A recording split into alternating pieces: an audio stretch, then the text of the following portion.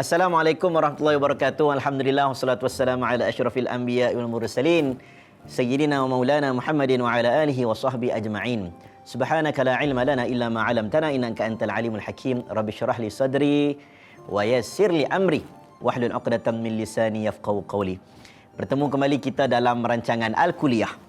Topik kita pada kali ini, mungkin topik ini pernah didengari dan pernah dikupas oleh ramai asatizah, ustaz-ustaz dah cerita banyak dah tentang hadis ini. Tetapi kita nak hadis yang kita kupas ini kita mampu laksanakan, kerana dalam hadis ini disebut tentang 7 golongan yang berada di bawah lindungan arasy Allah Subhanahu Wa Taala. Mungkin kita pernah dengar, tapi adakah kita terlibat dalam salah satu golongan yang disebut dalam hadis ini?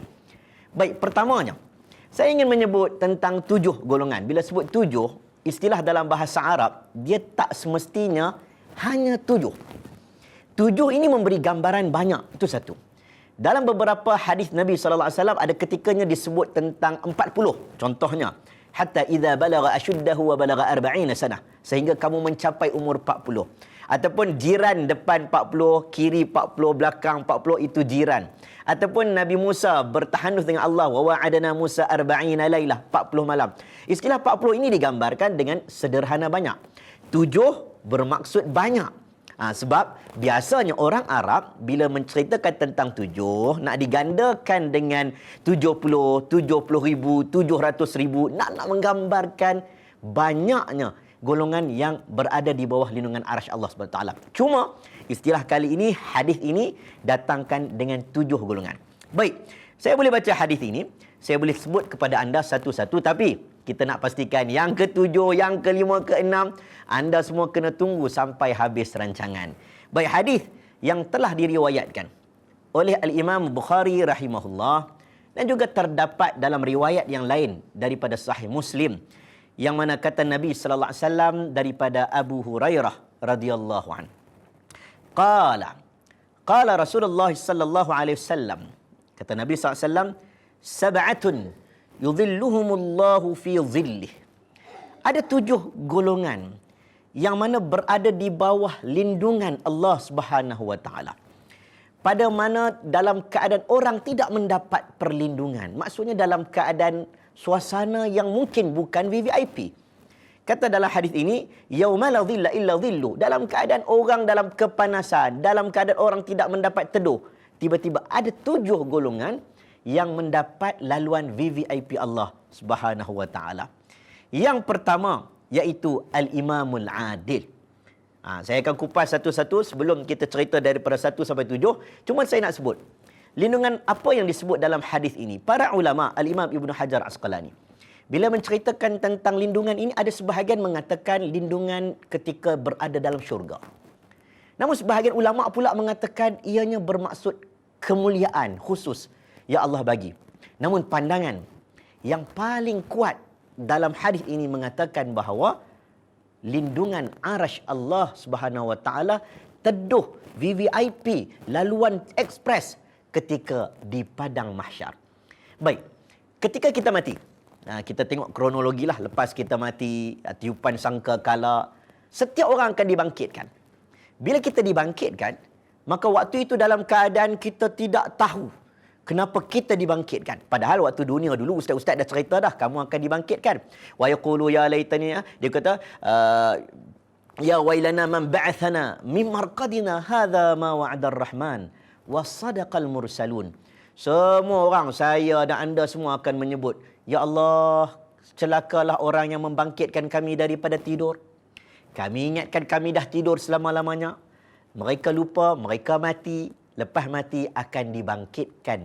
Dan ketika itu, orang beriman akan menyebut, hadza ma wa'ada ar-rahman. Betul dah apa yang ustaz-ustaz duk sebut dulu. Betul dah apa yang Nabi cakap. Betul dah apa ulama sebut. Inilah hari yang betul, iaitu hari yang dinamakan hari pembangkitan padang mahsyar. Baik, kata para ulama, imam itu bermaksud pemimpin. Sama ada, walaupun hadis ini sebahagian ulama menyebut pemimpin tertinggi sesebuah kerajaan, pemimpin tertinggi sesebuah khilafah. Namun sebahagian ulama juga menyebut imam itu boleh menjadi pemimpin keluarga. Boleh menjadi bos dekat pejabat. Boleh menjadi ketua negeri. Boleh menjadi pemimpin pasukan tentera. Boleh menjadi segala jenis pemimpin. Yang mana dia boleh arah orang, itu, ini, suruh orang buat macam ni, suruh orang buat macam ni, tukar arahan macam ni, buat keputusan betul tak betul. Tiba-tiba, dia dah jadi pemimpin, orang kena ikut cakap dia. Dia memilih untuk berlaku adil. Padahal dia ada choice. Dia boleh saja kalau dia buat arahan untuk, okey, saya nak buat ikut suka aku. Tak maulah dengan arah-arahan. Ikut suka saja, saya nak buat ikut suka saya. Sebab saya pemimpin. Anda semua kena ikut saya. Tetapi dia memilih untuk berlaku adil. Ya ayyuhallazina amanu kunu qawwamina lillahi syuhada bil qist.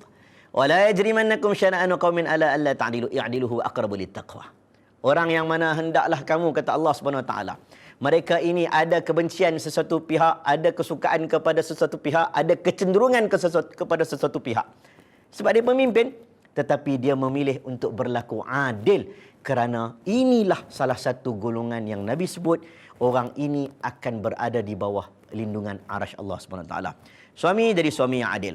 Bapa jadi bapa yang adil. Sebab itu dalam hadis apabila menceritakan tentang ada orang, tuan-tuan, yang disebut doanya tak akan ditolak oleh Allah. Selalu kita dengar doa orang dizalimi, mazlum. Antara yang hadis kita dengar, doa orang buka puasa. Doa itu doa orang yang makbul, doanya. Salah satu hadis yang disebut salasatu la turad. Antara doa yang tidak akan ditolak salah seorangnya ialah doa pemimpin yang adil. Sebab tu tuan-tuan, kalau kita semayang minta hujan, istisqa, sebahagian ulama mengatakan, bukan untuk imam macam saya jadi imam. Patut pemimpin, sultan, raja.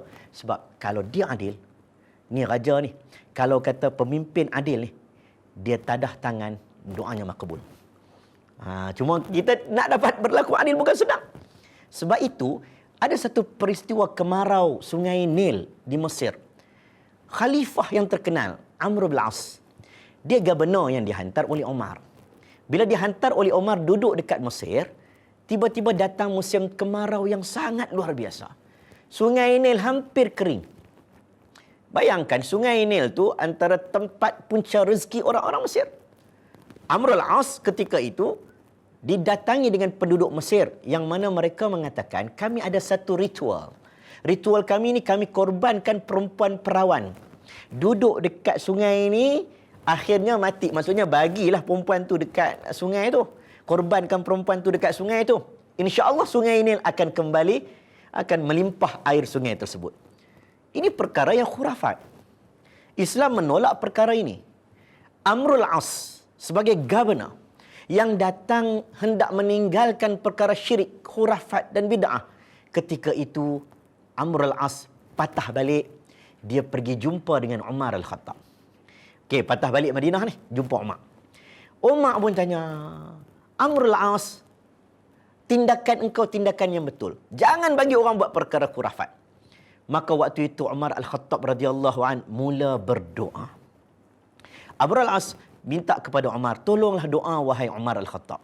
Tuan-tuan bayang, 10 tahun pemerintah yang adil, Khulafa ar-Rashidin al-Mahdiyyin, Umar al-Khattab radhiyallahu an, seorang yang sangat adil, yang mana Nabi sallallahu alaihi wasallam menyebut, sekiranya ada nabi selepas aku, Umarlah nabi tersebut. Maka dengan karamah berkat doa pemimpin yang adil bernama Umar al-Khattab, Umar menulis surat kepada Sungai Nil daripada Umar al-Khattab radhiyallahu an. Dia menyebut, kalau engkau mengalir wahai sungai kerana engkau mengharapkan orang-orang sekelilingmu, maka hentilah aliran kau. Tetapi sekiranya engkau mengalir kerana Allah Subhanahu wa taala, kami berdoa semoga Allah dan engkau mengalirkan air begitu banyak melimpah ruah ke atas bumi Mesir. Amr al-As bawa pulang surat tersebut, doa Umar, lalu dicampakkan di dalam sungai. Karamah Umar al-Khattab, berkat makbulnya doa pemimpin yang adil, akhirnya sungai Nil melimpah air sungainya. Ini diceritakan dalam Bidayah wa Nihayah Al-Imam Ibn Kathir rahimahullah. Menunjukkan bahawa doa pemimpin yang adil ini sangat makbul.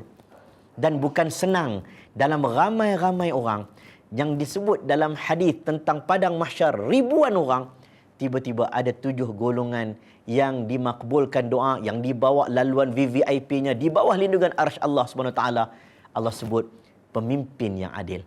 Semoga kalau kita menjadi pemimpin, jadilah pemimpin yang adil, kerana ianya tergolong di kalangan orang yang special dalam 7 golongan yang disebut dalam hadis.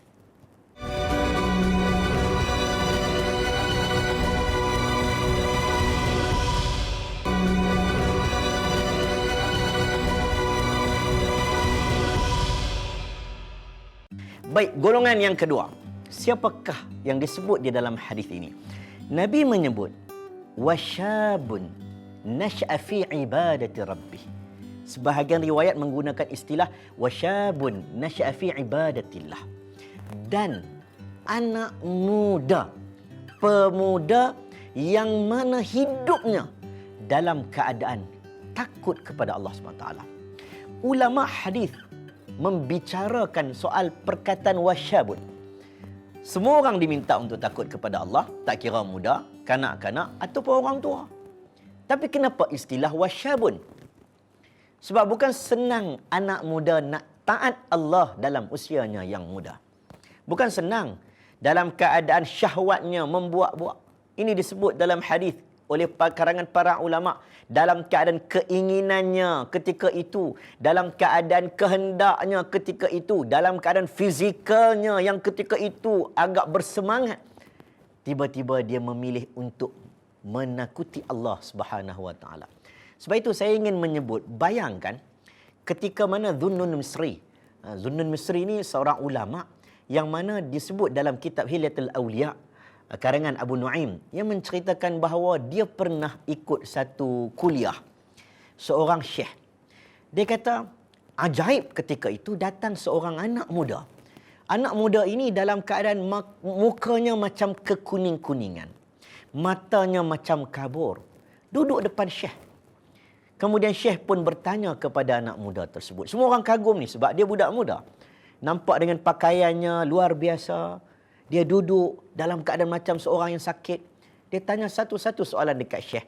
Dan soalan yang ditanya kepada syekh ketika itu adalah berkenaan, apakah kriteria yang kami boleh tahu kita ini, aku ini adalah orang yang takut akan Allah? Nak tahu tanda-tanda takut Allah tu apa dia? Duk sebut takut Allah, aku ni takut Allah ataupun tidak? Zun Musri menceritakan bahawa waktu itu budak muda itu satu-satu jawapan daripada syekh dia dengar dan wajahnya berubah, kata Zun Musri. Sehinggalah sampai teriakannya begitu kuat menggegarkan masjid. Sehingga lelaki anak muda tersebut jatuh pingsan. Maka syekh tu mengangkat anak murid tersebut, kata Zun Musri.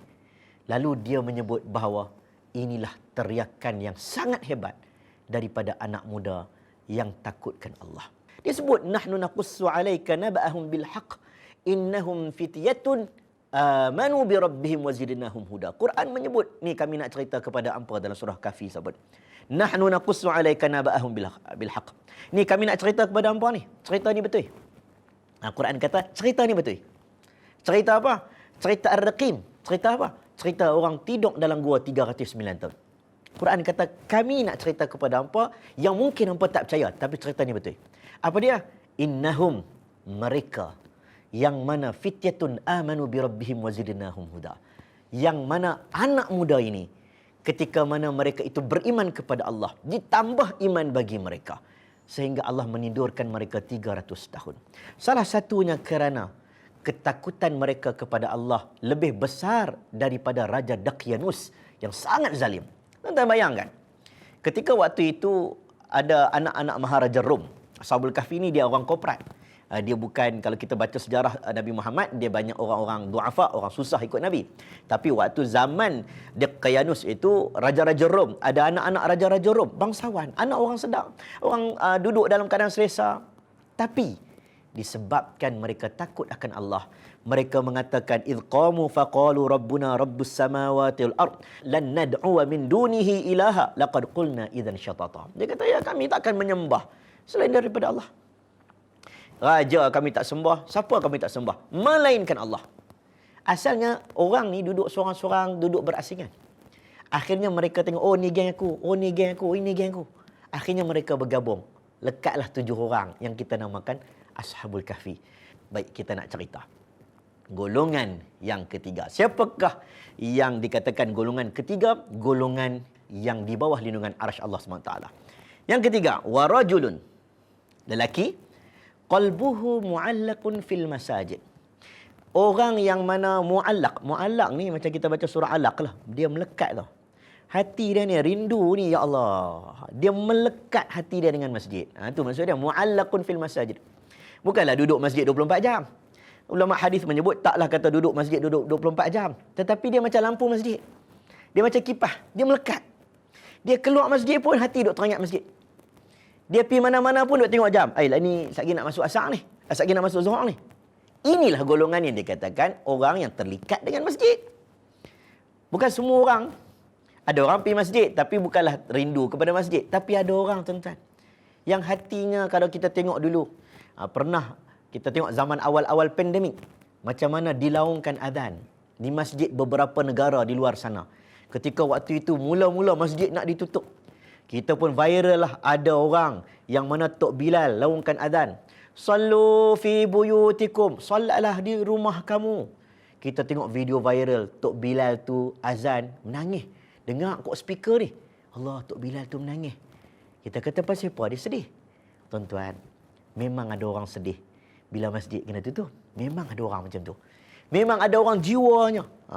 Jiwanya begitu melekat dekat masjid. Sebab itulah dalam riwayat menyebut, dia keluar daripada masjid, dia duk teringat, satgi nak main pergi berapa pula.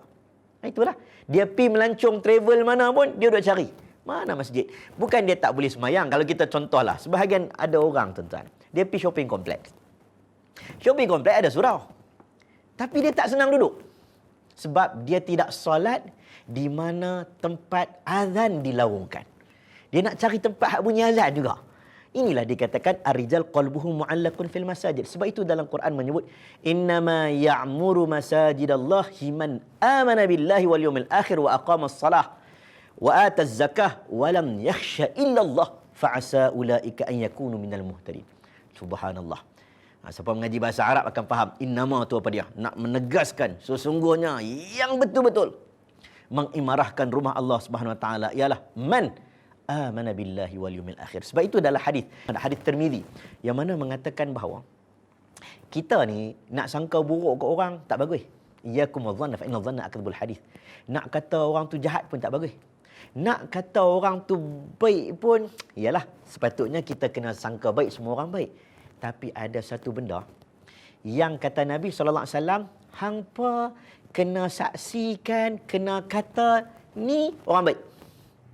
Kadang-kadang kita tak mau kata, dia ni belum tentu baik lagi, kat rumah perangai entah macam mana kan. Tak. Orang macam ni kata Nabi, kita kena kata dia baik. Saksikanlah dia orang baik. Nabi suruh. Apa kata hadis Nabi SAW dalam hadis Abu Sa'id Al-Khudri? Idza ra'aitumur rajula. Bila hampa nampak seorang lelaki ya'tadul masjidah, duk ulang alik ke masjid. Kita duduk rumah, duk naik, nampak dia ni duk naik motor. Masuk waktu dia lalu jalan depan kita. Masuk waktu nampak dia pergi azan. Masuk waktu nampak dia naik motor keluar. Ya'tadul masjidah fashhadu lahu bil iman. Hampa kena jadi saksi, orang tu orang beriman. Dahsyat tak? Itu antara kelebihan ar-rijal qalbuhu mu'allaqun fil masajid, yang mana disebut dalam hadis golongan yang ketiga lepas daripada imamul adil, pemimpin yang adil. Kemudian disebut anak muda yang takut kepada Allah Subhanahu Wa Taala. Kemudian disebut orang yang hatinya terikat dengan masjid.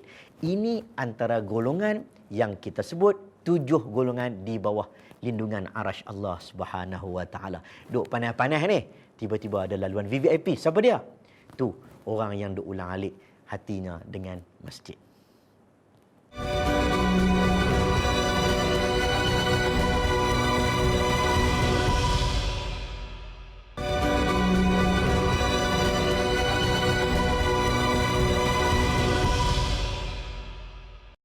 Okey, kita dah cerita 7 golongan yang di bawah lindungan arasy Allah Subhanahu Wa Taala. Kita sebut satu-satu.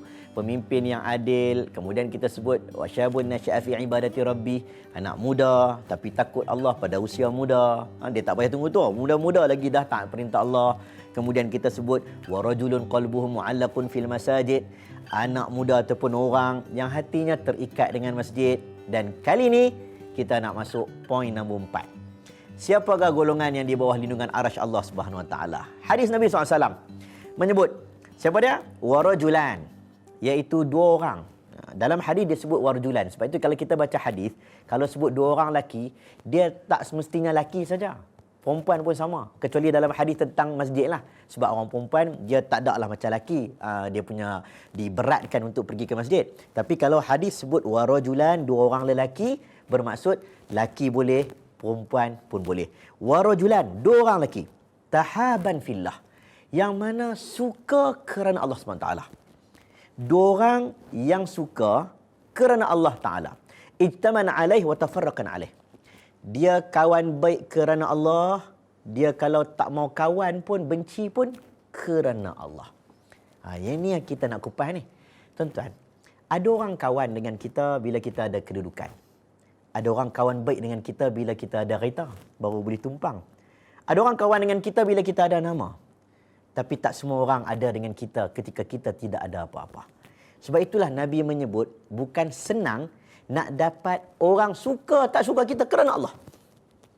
Suka kerana Allah, tak suka pun kerana Allah.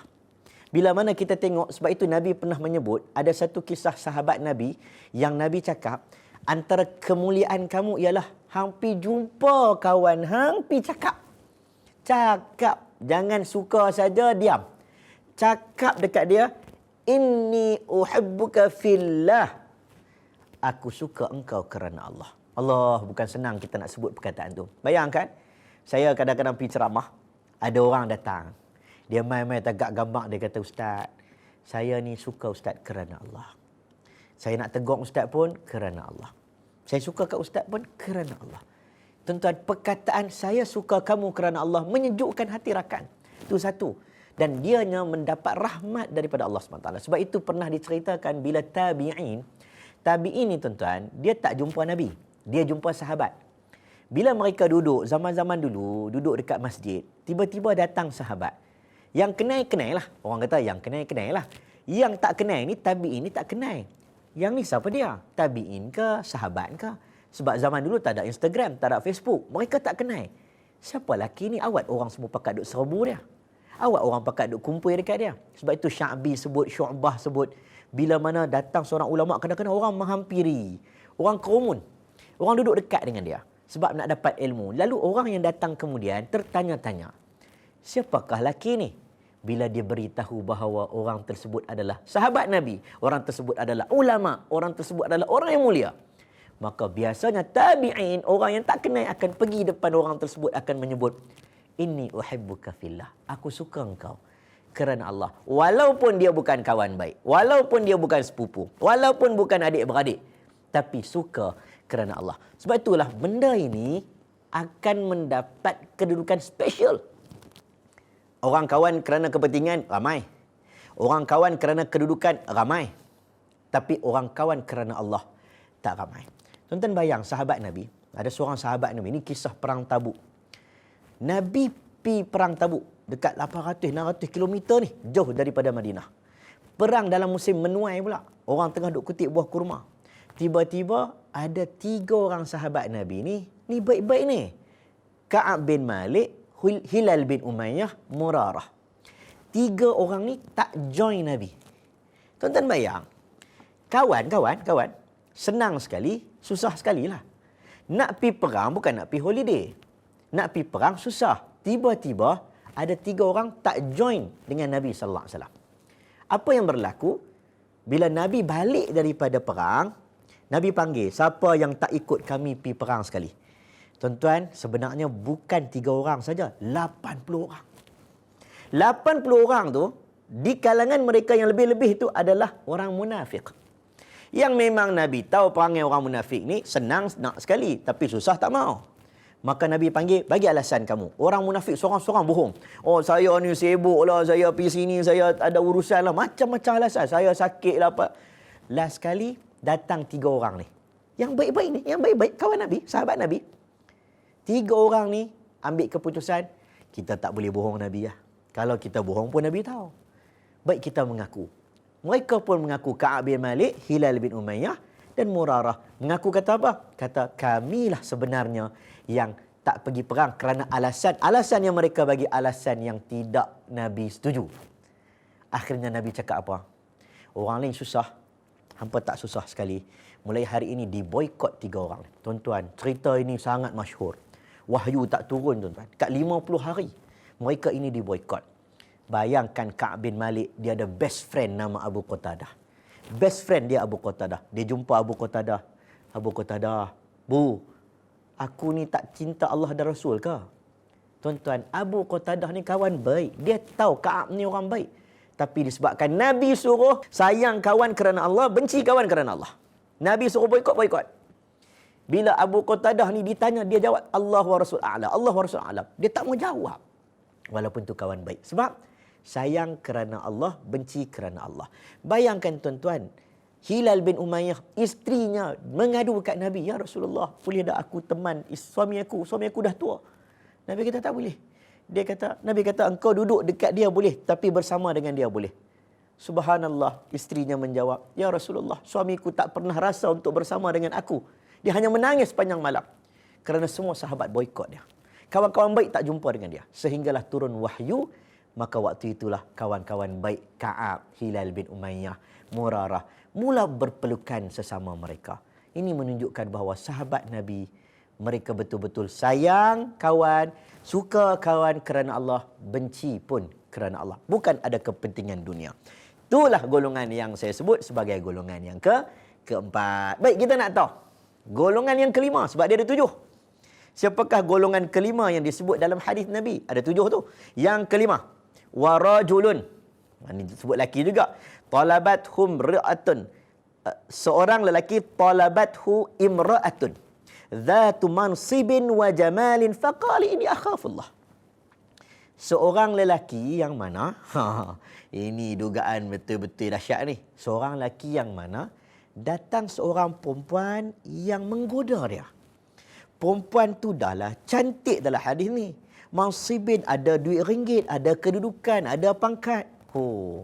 Dia datang dengan segak, dengan cantik, dia mengorat, dia menggoda, bukan menggoda saja, bahkan ajak untuk melakukan hubungan perzinaan.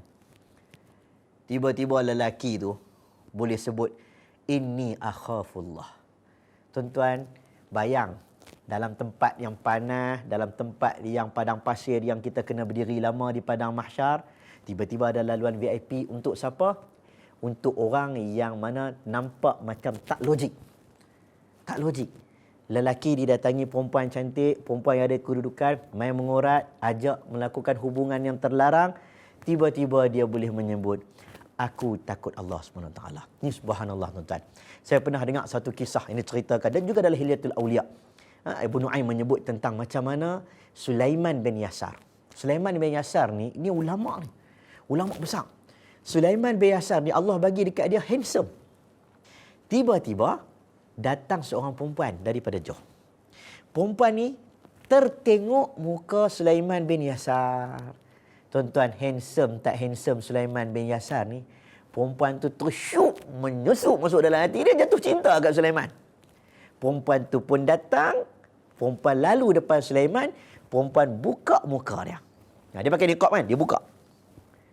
Sulaiman bin Yasar pelik lah. Dia kata, berilah apa yang aku nak. Sulaiman bin Yasar ambil makanan, bagi kat perempuan tu. Perempuan tu cakap apa? Tak, aku bukan nak makanan. Aku nak sesuatu yang mana perempuan inginkan daripada seorang lelaki. Subhanallah. Sulaiman bin Yasar tunduk, dia kata, iblis telah hantar engkau untuk menggoda aku. Subhanallah, perempuan tu malu lari. Sulaiman bin Yasar duduk sorang-sorang menangis, tuan-tuan. Menangis sebab teringat kat family. Hak ni bukan senang nak buat ni. Cameraman semua pun tak boleh nak buat ni. Gila, mana boleh perempuan main mengorak, tiba-tiba teringat kat orang rumah. Dahsyat. Dahsyatnya, perempuan tu pun dikatakan dalam riwayat seorang yang sangat cantik. Inilah yang dikatakan, inni akhafullah, aku takut Allah, dalam keadaan rezeki depan mata.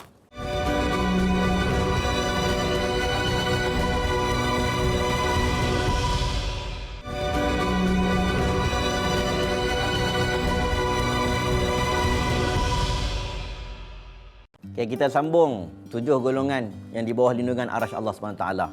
Pemimpin yang adil, anak muda yang takut kepada Allah SWT, ar-rijal qalbuhum mu'allaqun fil masajid, orang yang hatinya terikat dengan masjid.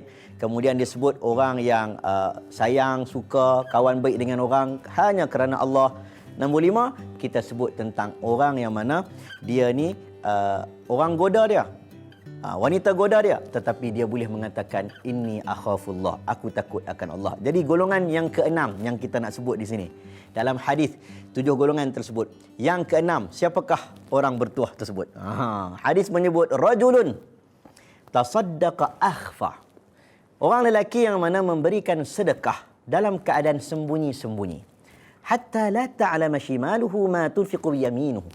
Orang yang memberikan sedekah dalam keadaan sembunyi, sehingga tidak diketahui tangan kirinya. Tangan kanan bagi, tangan kirinya tak nampak. Ini dalam keadaan bahasa Arab kita panggil sebagai majas tashbih, satu perumpamaan. Maksudnya takkan tangan kiri tak nampak, tangan kiri pun memang tak ada mata. Tapi nak memberi gambaran, ada orang tuan-tuan, dia amalkan satu sunnah.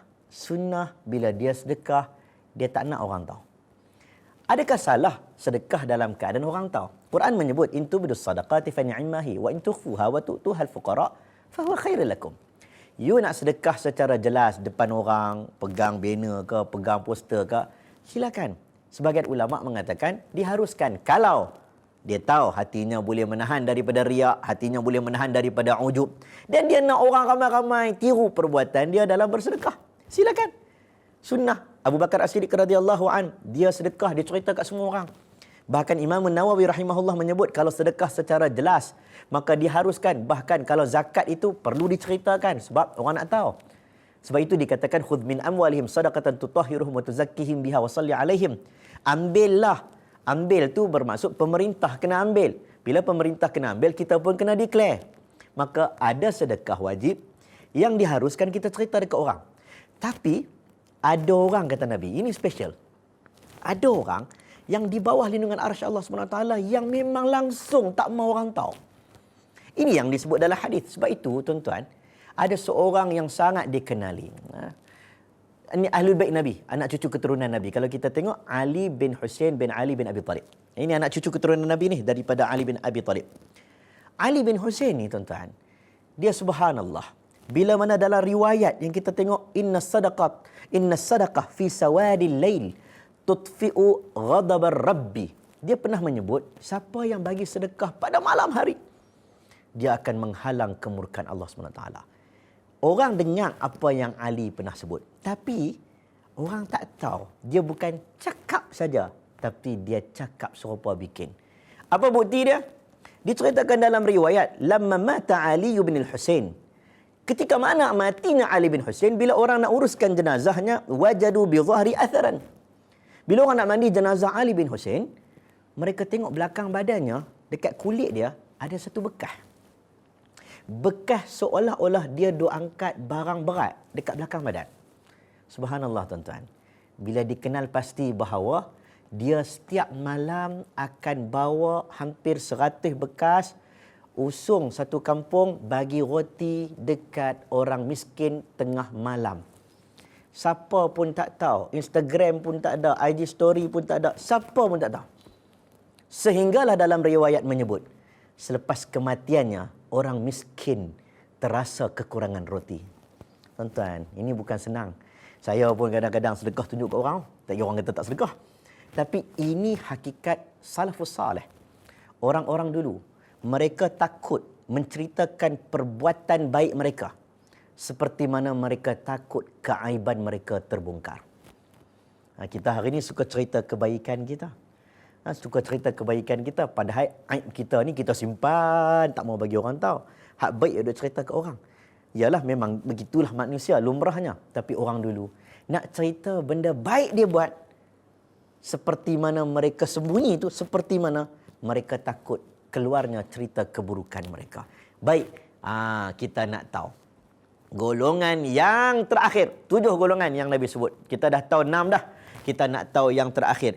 Siapakah orang ataupun golongan yang terakhir yang disebut dalam hadis, golongan ketujuh yang berada di bawah lindungan arasy Allah SWT. Ia adalah rajulun juga istilah hadis. Istilah hadis diguna rajulun.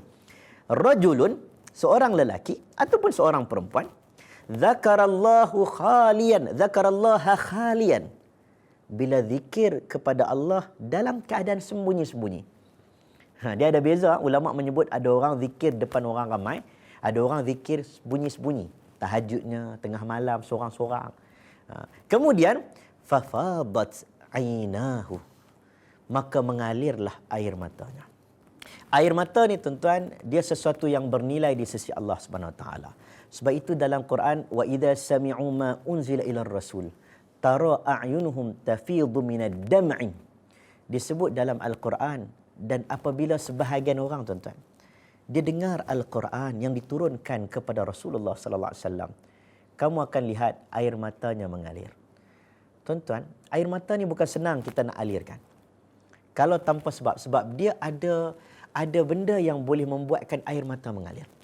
Ada orang menangis. Dalam Quran ada berpuluh kali disebut tentang air mata. Sebahagian riwayat kata hampir 80 kali disebut tentang menangis dalam Al-Quran. Macam-macam kaedah penggunaan istilah yang digunakan dalam Al-Quran. Disebut dalam sebahagiannya falyadhaku qalila waliyabku katsira. Ada sebahagian orang yang ketawanya sedikit, menangisnya banyak. Disebut tentang air mata. Qurratu a'yun, penyejuk mata, air mata yang mengalir. Banyaklah kupasan-kupasan Al-Quran berkenaan dengan air mata. Tapi dalam hadis ini menyebut, ada orang tuan-tuan yang mana apabila dia berzikir sebut nama Allah, maka dia mengalir air mata kerana takutkan Allah. Sebab itu Nabi menyebut dalam Quran, innamal mu'minun idza dzukirallah. Hanya orang beriman. Orang beriman. Yang mana bila disebut nama Allah, wajilat qulubuhum, maka bergetarlah hatinya. Hanya orang takut Allah tuan-tuan. Sebut nama Allah, takut dia. Wa idza tuliyat alaihim ayatuhu zadatuhum imana. Bila dia mendengar ayat Quran dibaca, bertambah iman. Tuan-tuan, ada sebahagian orang sebut nama Allah tapi tak rasa apa. Ada sebahagian orang dosanya banyak tapi air mata sukar untuk mengalir. Ada sebahagian orang tuan-tuan, dia faham dosanya dengan Allah Subhanahu Wa Taala, maka dia mengalirkan air mata. Maka Allah Subhanahu Wa Taala menyebut, Nabi menyebut bahawa orang yang mengalir air mata kerana takutkan Allah. Dalam sebahagian riwayat diceritakan bahawa antara mata-mata yang tidak akan dibakar oleh api neraka, selain daripada mata yang berjaga malam di persempadanan. Kadang-kadang tentera-tentera berjaga malam, menjaga keselamatan kita yang tidur nyenyak. Mata yang tidak akan dibakar oleh api neraka. Mata yang dapatnya maksiat depan mata, dia menundukkan pandangan, itu mata yang tidak akan dibakar oleh api neraka. Sebahagian hadis menyebut mata yang mana menangis kerana takutkan Allah, mata itu api neraka takkan sentuh. Mata itu takkan disentuh oleh api neraka. Sebab itulah kata para ulama, Al-Imam Ibn Al-Qayyim dalam Zadul Ma'ad, dia menyebut, menangislah kerana takut Allah. Belajarlah menangis kerana takut Allah. Jika engkau tidak mampu menangis kerana takut Allah, berusahalah, paksa-paksa dirilah untuk menangis. Dibimbangi kita tidak pernah menangis sepanjang hidup kita kerana takutkan Allah. Sebab itu, kata sahabat Nabi, kami kalau duduk dengan Nabi, kami akan dengar Nabi menangis. Nabi menangis itu biasa. Sahabat Nabi baca Quran itu biasa. Ibnu Mas'ud pernah mengatakan, ketika aku mengaji dengan Nabi SAW, datang ayat Quran dibaca, panjang ayat tersebut sampai pada ayat fakaifa idza ji'na min kulli ummatin bi syahidin wa ji'na bika 'ala haulaika syahida. Bila dibaca ayat tersebut, Nabi kata hasbukal an, cukup. Aku tak nak dengar dah ayat tu. Sebab ayat itu menceritakan bahawa Nabi akan menjadi saksi kepada umatnya. Tuan-tuan, itu Nabi SAW. Bila diceritakan tentang Allah, maka akan mengalirlah air mata Nabi SAW. Sebab itulah kita tergolong di kalangan 7 golongan yang disebut dalam hadis ini. Semoga Allah memilih kita tergolong di kalangan 7 golongan yang saya sebut dalam hadis ini. Semoga kita menjadi golongan-golongan yang special di bawah lindungan arasy Allah Subhanahu Wa Taala. InsyaAllah dengan berkat. Jadi salah satu pun sudah mencukupi untuk menjadikan kita melalui jalan ekspres, teduh, indah, seronok di padang mahsyar Allah Subhanahu wa taala. Assalamualaikum warahmatullahi wabarakatuh.